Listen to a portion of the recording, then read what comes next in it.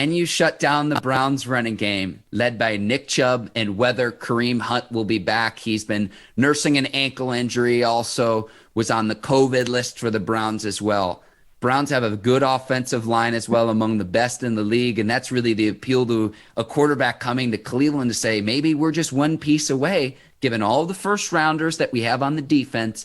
And then you've got the best running back tandem in the league in Chubb and Hunt, who are under contract. You do have Jarvis Landry, a couple young receivers. And you got a nice tight end group too, with David Njoku, two-time Pro Bowler Austin Hooper, and Harrison Bryant and company. So that would be the appeal. But to me, Ike, it's really simple in Week 17. Division matchup we've seen. It's a 15-10 game earlier this year. The over-under in this one, only 41 points in Week 17 between Pittsburgh and Cleveland. Can the Steelers stop the Browns running game? It's really simple at this point in the season. I'm not going to sugarcoat it at all. Can the Steelers stop the Browns running game? That's the key to the game for me.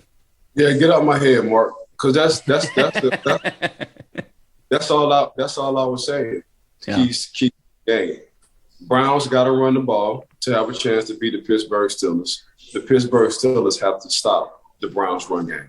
A chance to beat the Browns. Point blank period. It's really simple. And I will say this, if Hunt isn't able to go, Dearness Johnson has been very good for the Browns, and the opportunities that he's had. That's another player. We're on another NFL roster in the 2022 season, Ike. I could see him showing out, because when he's gotten his opportunities, he's been great for the Browns. And that's not just Dearness Johnson running the ball hard. Again, I go back to that Browns offensive line. Like if you want to watch one guy at the line of scrimmage on Sunday, watch right guard Wyatt Teller for the Browns. He's as good as there is in this league. It's not just what shows up on film, but also how he's graded in the analysis. Ike, that Wyatt Teller, he's a nasty, nasty dude at the line of scrimmage. Yeah, this is going to be a game of trenches. So the Pittsburgh Steelers offensive line have to want to play better than the Cleveland Brown offensive line.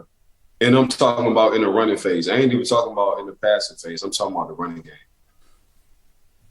Yeah, and on the flip side of the ball, too, obviously stopping Myles Garrett. Now, the Steelers should be able to do that because Tack McKinley's out for the rest of the year with an injury.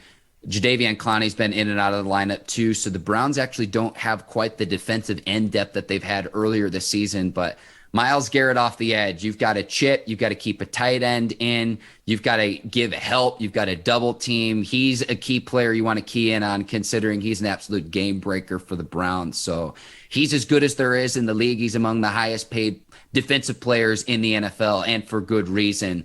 The way he's able to come off the edge at the line of scrimmage, the way he's able to bend, he is a matchup nightmare. I do not want to see Garrett, who lines up over teams' left tackles. I do not want to see the Steelers line up rookie Dan Moore in one-on-one scenarios with Garrett often, because it's a tall task for anyone, let alone a rookie player. Myles Garrett is good as there is in this league.